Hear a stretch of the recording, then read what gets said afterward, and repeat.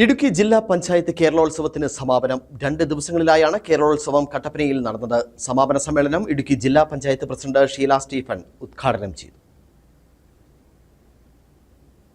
Kattappana saint George school, Osana school, Kattappana നഗരസഭാ മൈതാനം, Kattappana town hall തുടങ്ങി വിവിധ സ്ഥലങ്ങളിലാണ് 2 ദിവസങ്ങളായി കേരളോത്സവം സംഘടിപ്പിച്ചത്.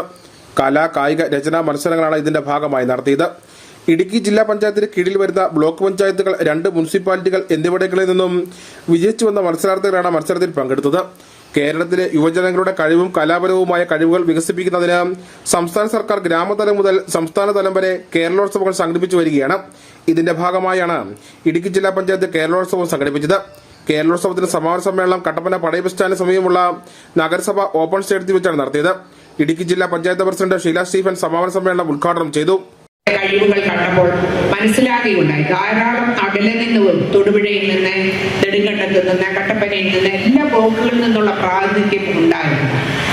അപ്പോൾ വരും വർഷങ്ങളിൽ നമുക്കിത് കുറെ കൂടി എല്ലാവർക്കും പങ്കെടുക്കത്തക്ക രീതിയിൽ തന്നെ ഏറ്റവും നല്ല നിലയിൽ നടത്തണം എന്ന് ഞങ്ങളുടെ മെമ്പർമാർ ചടങ്ങിൽ വെച്ച മത്സരങ്ങളിൽ വിജയിച്ചവർക്കുള്ള സമ്മാനങ്ങൾ നൽകി.